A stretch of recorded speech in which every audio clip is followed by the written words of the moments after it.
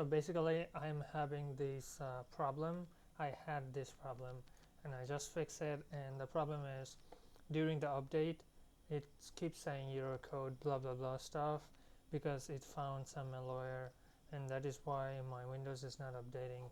So basically I found a very good fix from the internet. Is you're going to download this software Restoro. I'm going to give this link into the description. So after you download and install it, and then it will automatically finding those malware threats and dangerous website and stuff like that, and it's just going to remove that. I'm not going to download again because I already did and uninstall it. It's a great software, but you can use it for like 7 days trial and then you have to pay or something. So yeah, you can install that and delete your older malwares and then try again to update.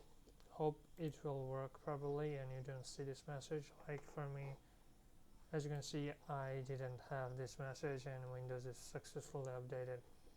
So yeah, that's basically it in this video. If this video helped you, please do subscribe. See you guys next time. Bye bye, take care.